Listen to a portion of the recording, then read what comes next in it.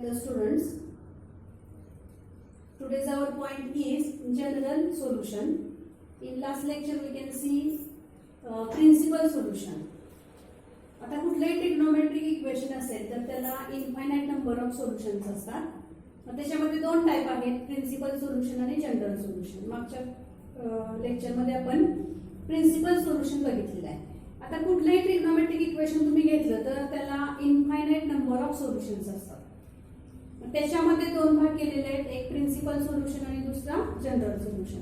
आता मागच्या लेक्चरमध्ये आपण बघितलं की प्रिन्सिपल सोल्युशन कुठलेही ट्रिग्नोमेट्रिक इक्वेशन तुम्ही घेतलं तर त्याला दोन प्रिन्सिपल सोल्युशन असतात, कारण तिथे कंडिशन घातलेली आहे कुठली, तर तुमचं जे सोल्युशन आहे ते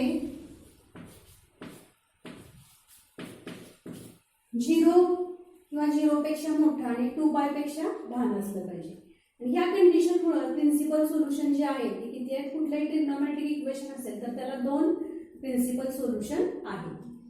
आता दुसरा जो टाइप आहे आपला तो general solution. First, general solutions are infinite in number. General solutions are infinite in number. आता जनरल सोल्युशन, आता आपण जनरल सोल्युशन जे आहे ते कशाला म्हणणार, the general solutions are infinite in number. The solution of a trigonometric equation is generalized by using its periodicity is called general solution. आता periodicity, period of the function. आता sin and cos are periodic functions of 2π.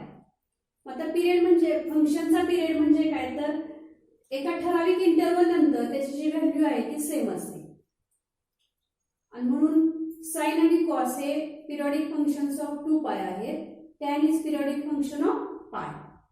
आता general solution, कुठल्याही trigonometric इक्वेशनचं general solution बघण्या अगोदर आपल्याला काही theorem बघायचे आहेत, आणि त्या थेरमचा यूज करून आपल्याला काय सोडवायचं आहे, एक्झाम्पल. आता फर्स्ट थेरम बघा, the general solution of sin θ is equal to sin alpha is θ is equal to nπ plus -1/n into alpha where n belongs to z. Z is set of integers and set of integers is infinite in number, therefore our general solutions are infinite. See here, n belongs to z. Z is set of integers. Set of integers infinite in number, therefore our solutions are infinite. Now see proof. We are given sin θ is equal to sin alpha, therefore θ is equal to alpha. Alpha is a solution. दूसरा result बघा, also sin θ minus alpha also sin alpha. Sin θ minus alpha is equal to sin alpha, therefore θ minus alpha is also a solution. आता हा जो result आहे आपल्याला काय करायचं आहे, जनरलाइज करायचा आहे. Using periodicity we have sin θ is equal to sin alpha is equal to sin 2π plus alpha. आता इथे बघा, sin 2π प्लस अल्फाची जर व्हॅल्यू तुम्ही काढली तर ती काय येते, sin अल्फा. sin 4π प्लस अल्फाची व्हॅल्यू काढली तरी काय येते व्हॅल्यू, sin अल्फा. आता 2π, 4π, 6π अशी कुठली व्हॅल्यू तुम्ही पुट केली तर तुमचा आन्सर काय येणार आहे, sin अल्फा. अशा इनफायनाइट व्हॅल्यू तुम्ही काढू शकताय, घेऊ शकताय तिथं. सेकंड बघा, sin θ is equal to sin θ minus alpha.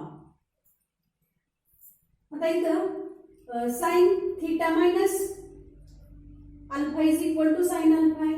sin θ is equal to sin θ minus alpha. मग थीटाची व्हॅल्यू जर तुम्ही पाय पुट केली, sin π minus alpha, हा जर रिझल्ट तुम्ही सोडवला तर त्याची व्हॅल्यू सुद्धा काय येते, sin alpha. परत sin 3π minus alpha also sin alpha. sin 5π minus alpha also sin alpha. अशा आपण इनफायनाइट व्हॅल्यू तुम्ही घेऊ शकताय. आता बघा, sin θ is equal to sin alpha. तर इथं तुम्ही थीटाच्या ज्या व्हॅल्यू आहेत, if and only θ is equal to कुठली व्हॅल्यू घेऊ शकताय, alpha, 2π plus alpha, 4π plus alpha अशा इनफायनाइट व्हॅल्यू घेऊ शकताय. और θ मायनस अल्फा ही व्हॅल्यू जर कन्सिडर केली आपण तर π minus alpha, 3π minus alpha, 5π minus alpha अशा इनफायनाइट व्हॅल्यू तुम्ही घेऊ शकताय. इथं बघा, ह्या ज्या व्हॅल्यू आहेत थीटासाठी, इथं तुम्ही कुठलीही व्हॅल्यू घेतली तर तुमचं आणि साइन अल्फा आहे. Sine theta is equal to sine alpha.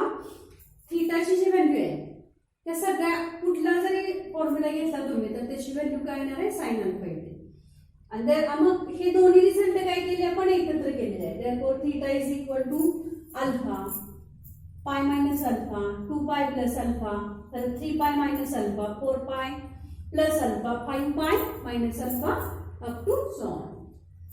आणि देअरफॉर आता ह्या सगळ्या व्हॅल्यू आपण एकत्र केल्या आणि आता ह्याच्यावरून आपल्याला काय तयार करायचं आहे जनरल रिझल्ट तयार करायचा आहे. आता हा जनरल रिझल्ट तयार करताना बघा अल्फा पाय 2 पाय 3 पाय 4 पाय म्हणजे ह्या सगळ्या व्हॅल्यू 1 2 3 4 पाय अशा पटीमध्ये आहे. देअरफॉर मग तुमचा जनरलाइज करताना पहिली टर्म काय आली बघा n पाय. परत n ची व्हॅल्यू तुम्ही इथं 1 घेऊ शकताय 1 पाय इथं काय येणार 0 बरोबर. परत अल्फाची व्हॅल्यू बघा plus alpha minus alpha plus alpha minus alpha plus alpha minus alpha. आता प्लस अल्फा कधी आहे बघा प्लस अल्फा कधी आहे n जर काय असेल इव्हन असेल तर. मायनस अल्फा कधी आहे बघा n ची व्हॅल्यू जर काय असेल ऑड असेल तर. आणि मग अल्फाची टर्म जनरलाइज करताना काय येणार -1 raise to n into alpha. मग -1 रेस टू n हा रिझल्ट आहे -1 रेस टू n जर इव्हन असेल तर तुमची व्हॅल्यू काय येणार प्लस अल्फा आणि ऑड असेल तर काय येणार मायनस अल्फा. बघा इव्हन घेतली तर इथं पायची व्हॅल्यू पण इव्हन येईल. पायचा जो कोइफिशियंट आहे तो पण इव्हन येईल. ही व्हॅल्यू पण काय येणार even 2 pi plus alpha for example. आणि ऑड घेतली तर फॉर एक्झाम्पल 3 घेतली 3 पाय इथं 3 पुट केला तर तुमची व्हॅल्यू काय येणार मायनस आहे. मग sine theta is equal to sine alpha is theta is equal to n pi plus -1 raise to n into alpha where n belongs to z. आता n बिलॉंग्स टू z हा set of integers आहे. तिथं negative value जरी तुम्ही घेतली तरी सुद्धा हा रिझल्ट काय होतो ट्रू. आणि मग हा झाला पहिला रिझल्ट. आता इथे तुम्ही हा रिझल्ट यूज करून एक्झाम्पल आपण नंतर बघणारच आहे. आता आपला दुसरा जो थेरम आहे theorem number 2 the general solution of. आता साइन थिटाचं जसं घेतलं आपण तसंच कशासाठी घेणार आहे कॉस थिटासाठी. Cos theta is equal to cos alpha is theta is equal to 2n pi plus minus alpha where n belongs to z. आता कॉस थिटासाठी रिझल्ट तयार करताना बघा let cos theta is equal to cos alpha.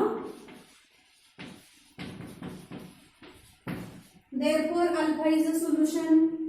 Also cos of minus alpha. आता minus alpha is equal to काय येते बघा cos alpha. म्हणजे cos theta कुठला रिझल्ट वापरला आपण cos of minus theta is equal to plus cos theta. मग इथे जे सोल्युशन आलं ते कुठलं आलं minus alpha is a solution. आणि मग आता पिरियॉडिसिटीचा जो रिझल्ट आहे तो इथे तुम्ही कसा यूज करू शकताय बघा cos theta is equal to cos alpha.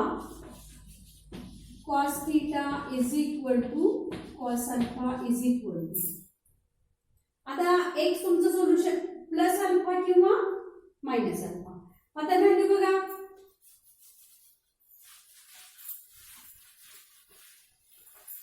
cos theta is equal to cos alpha is equal to cos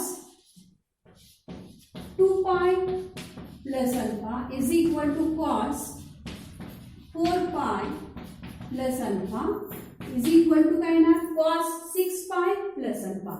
he value जर तुम्ही कॅल्क्युलेट केली तर तुमचा आन्सर काय येते cos alpha. कारण cos 2 pi ची व्हॅल्यू किती आहे +1 आहे. cos 4 pi +1 cos 6 pi +1. आणि ह्या जर व्हॅल्यू ऑड असतील तर तुमचा आन्सर काय मायनस आहे. Also cos theta is equal to cos of minus alpha is equal to cos. आता इथे अल्फाची व्हॅल्यू तुम्ही मायनस पुट केली cos 2 pi minus alpha. ही सुद्धा व्हॅल्यू काय येते cos alpha plus cos alpha is equal to cos 4 pi minus alpha is equal to cos 6 pi minus alpha. असे इनफायनाइट व्हॅल्यू तुम्ही घेऊ शकताय. आता हा जो रिझल्ट आहे बघा हा जनरलाइज करायचा आपल्याला. दोन्हीच्या व्हॅल्यू आहेत थीटाच्या त्या एकत्र केल्या. cos theta is equal to cos alpha if and only if. आता थीटाचे जे व्हॅल्यू आहेत ते बघा theta is equal to 2 pi plus alpha 4 pi plus alpha up to so on, or theta is equal to 2 pi minus alpha 4 pi minus alpha up to. आता इथे जे value आहे त्या कशा आल्या बघा. आता ह्या दोन्ही व्हॅल्यू तुम्ही काय करू शकताय एकत्र करू शकताय. therefore theta is equal to 2 pi plus alpha 2 pi minus alpha. परत काय ना 4 pi plus alpha 4 pi minus alpha. परत 6 pi plus alpha 6 pi minus alpha. आणि मग हा जर रिझल्ट तुम्ही जनरलाइज केला तर general solution of cos theta is equal to cos alpha काय येते बघा. आता प्रत्येकामध्ये 2 पाय ही टर्म बघा पायचा जो कोएफिशियंट आहे तो 2 च्या पटीमध्ये 2 पाय इथं पण काय आहे 2 पाय परत 4 पाय परत 6 पाय. म्हणजे पहिली टर्म जनरलाइज करताना कशी आहे ना 2n पाय आणि मग एक व्हॅल्यू प्लस आहे एक व्हॅल्यू काय आहे मायनस आहे. therefore मग general solution of cos theta is equal to cos alpha is 2n pi plus minus alpha and where n belongs to z. n ची व्हॅल्यू तुम्ही कुठली घेऊ शकताय पॉझिटिव्ह किंवा निगेटिव्ह कारण z हा काय सेट ऑफ इंटिजर्स. हा झाला दुसरा result. Now result theorem number किंवा रिझल्ट किंवा थेरम म्हणू शकता त्याला. Theorem number 3. आता थेरम नंबर 3 काय बघा. The general solution of tan theta is equal to tan alpha. आता जनरल सोल्युशन आपल्याला कशाचं काढायचं आहे tan theta is equal to tan alpha is theta is equal to n pi plus alpha. Theta is equal to n pi plus alpha where n belongs to z. हा तिसरा theorem आहे किंवा तिसरा result आहे. आता इथं given term कोणती आहे बघा.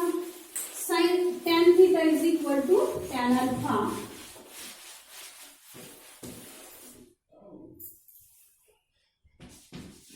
let tan theta is equal to tan alpha. आता tan theta how to write sin theta upon cos theta is equal to tan alpha sin alpha divided by cos alpha. tan ची term अशी घेऊ शकतो आपण. परत cross multiplication घ्या sin theta cos alpha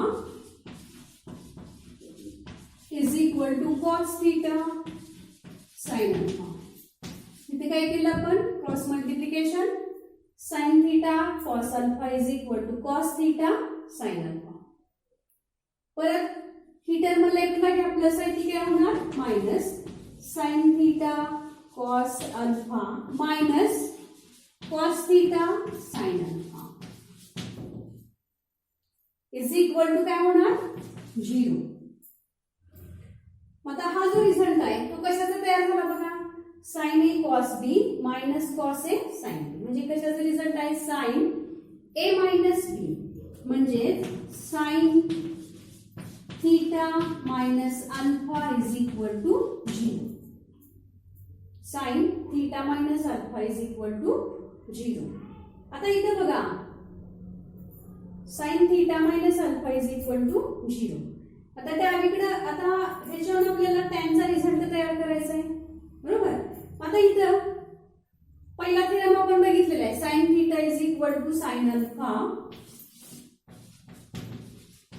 sin theta is equal to sin alpha implies theta is equal to n pi plus minus 1 where n belongs to z. हा result इथे तुम्ही यूज करू शकताय. इथे बघा sin theta is equal to sin alpha. sin theta minus alpha is equal to, आता 0 जो आहे तो पण काय करा sin मध्ये कन्वर्ट करा. sin theta minus alpha, आता sin ची 0 व्हॅल्यू कुठल्या अँगल साठी आहे सांगा. 0 पासून सुरुवात करायची. मग तुम्हाला माहित आहे की sin of 0 डिग्री 0, बरोबर. आणि मग हा रिझल्ट तिथे यूज करा. थीटा आणि अल्फा म्हणजे कुठली टर्म आली बघा. थीटा म्हणजे कुठली टर्म आली, थीटा मायनस अल्फा. आणि अल्फा म्हणजे कुठली टर्म आली, 0 डिग्री. ह्या व्हॅल्यू ह्या रिझल्ट मध्ये पुट करा. थीटाच्या जागेवर काय येणार सांगा. Theta there this implies theta minus alpha is equal to n pi plus -1 raise to n. आणि अल्फा जो आहे तो काय आला 0 डिग्री. इथे 0 डिग्री पुट करा. 0 आता 0 इंटू टर्म काय आली 0. मग राहिले काय बघा. Therefore theta minus alpha is equal to n pi. Therefore theta is equal to बघा theta is equal to n pi minus alpha राईटला गेल्यानंतर काय होणार plus alpha. n pi plus alpha where n belongs to z.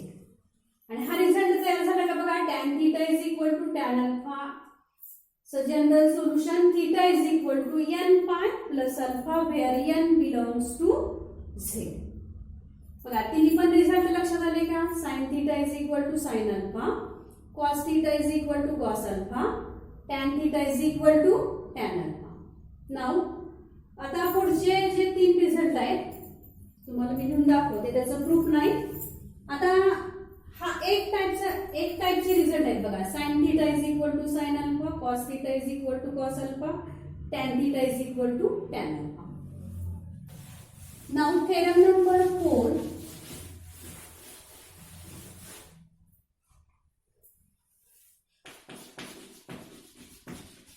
Theorem number 4, sin theta is equal to 0 implies theta is equal to. आता हा result जो आहे तो direct तुम्ही यूज करायचा आहे. मग theta is equal to n pi where n belongs to z. याचं प्रूफ तुम्हाला नाही. पाचवा theorem number 5, cos theta is equal to 0 implies theta is equal to 2n pi 2